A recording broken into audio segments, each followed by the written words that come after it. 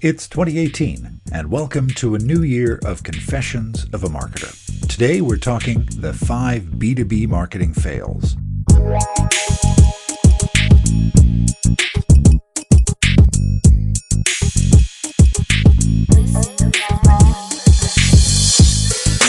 My guest today on this first edition of Confessions of a Marketer for 2018 is Tony Temple.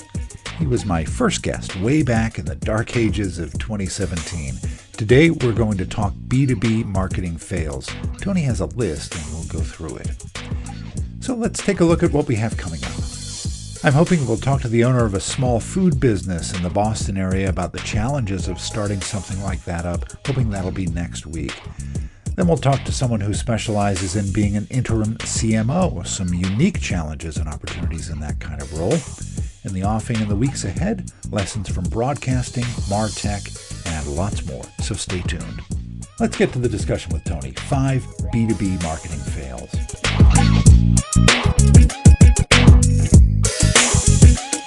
Tony Temple, welcome back to Confessions of a Marketer, and Happy New Year. Happy New Year to you.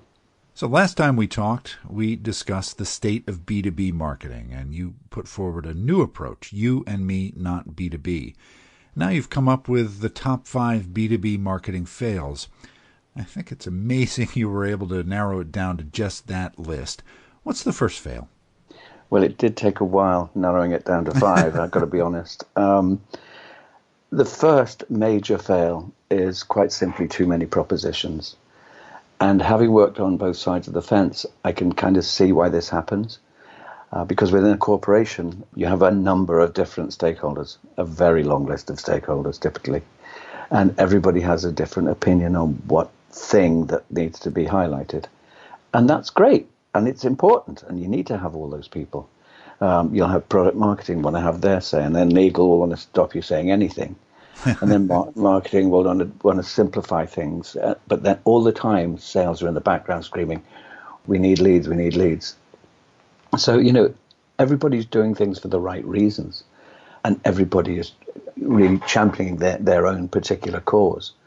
But that's not the wisest thing to do because, as we all know, in marketing or in advertising, if you throw 5 tennis balls at somebody, they won't catch any. If you throw one, they'll get it every time. So you really need to nail down a single-minded proposition. And that's something that everybody should agree on. So all the voices, all the stakeholders, all the people in the room who have a voice and an opinion, they're all relevant. I'm not saying for an instant that they're idiots and they should go boil their heads. No, they've all got a valid point. But you have to actually distill all of that knowledge, all that intelligence down into a single-minded proposition that is relatable by the audience, by the people you're trying to talk to. Because at the end of the day, you've got to pass this through the so what filter. Do they really care? How often do they think about your thing? How important is it to them? Is it crushing for them right now? If it is, fine. But if it isn't, you need to pique their interest and you need to communicate that single-minded proposition. It's kind of a difficult thing to get to, but when you get there, it's really useful, really helpful, and it's the only way to actually produce marketing that's going to cut through the clutter. Right. First fail is too many propositions, and the fix for that is a single-minded proposition. Yeah, and the key phrase there is single-minded. It has to be single-minded. It has to be focused. So let's walk on to the next fail. What's that? Well, number 2, and this is another classic, too tactical. Okay, let's go back. When you've got all these people in the room deciding what they want to say, that's the start of the process, the start of the journey to creating a campaign that you're going to push out to your marketplace. So that takes time, it takes distillation, and then you've got to go back. If you do the right thing and go to a single-minded proposition, you then go into creative ideation and all that sort of stuff, then you've got to go back to those people and yada, yada, yada. It's a fairly long and protracted process, or it can be. That means that people become very close to it and they kind of get used to it, and then they get excited when it's launched initially, but then the boredom kicks in because I've seen that. We can't do that again. We've got to do something else, which means all of a sudden you go from a 40,000 foot view to a street level view and it's tactical. Everything is something different. So week 1, you sell the sizzle. Week 2, you discount the sausage. Week 3, you compare your sausage with the sausages of your competitors. And week 4, you talk about the contents of your sausage. These are all kind of disjointed messages. There's no commonality. You're just selling different aspects, a shiny thing each week. It doesn't help. It doesn't build awareness. One of the fundamentals of all marketing is the rule of 7. You've got to show somebody or tell somebody something at least 7 times before they're even going to start to recognize what you're saying and connect with it. So throwing a different thing out each week, each month or whatever, and the misguided belief that your customer base have seen it and they'll say, if they see the same thing 2 months running, oh my God, they must be desperate. They're using the same thing. That's not how it works. If you start with a single-minded proposition, you can actually say all the things that you want to say, but you can say it in a clever way. You can say it in a way that sticks because you're rallying behind that single message. You deliver a different aspect of the product under that same banner. If you do that, you've got a consistent, ongoing campaign that's got legs, that lives, that sticks, that grows over time. But if you're tactical, you might as well roll the money up, throw it out the window.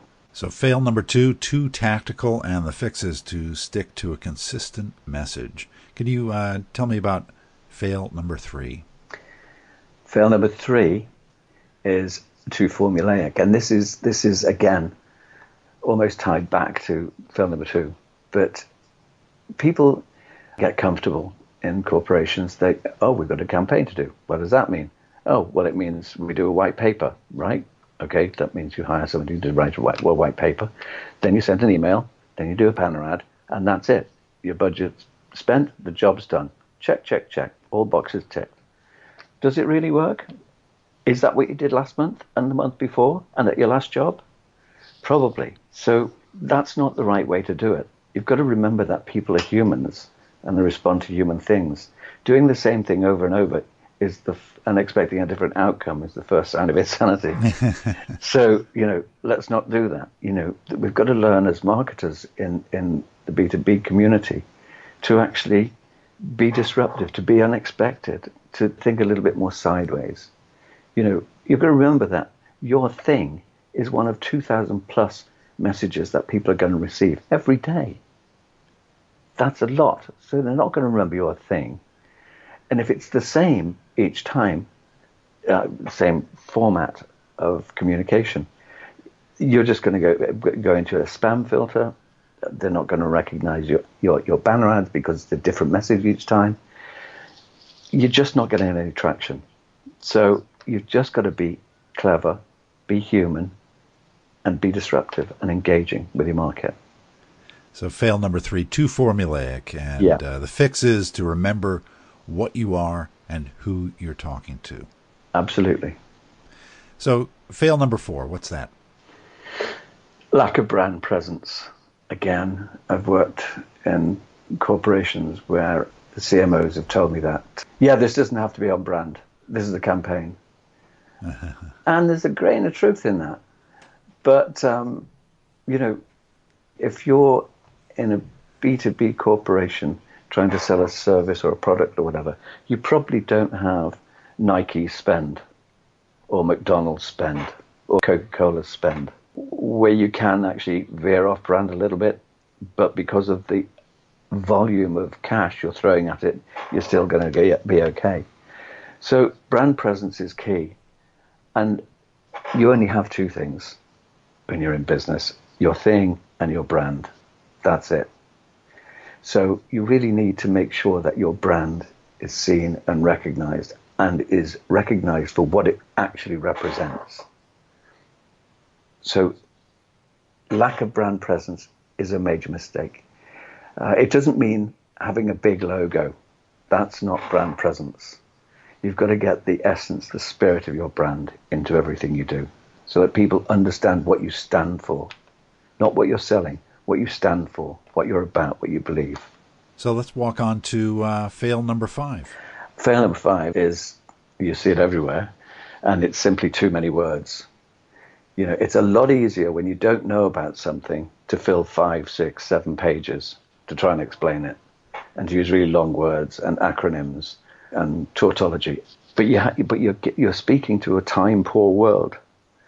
People don't have the time, nor do they have the will to read your, machinations and witterings.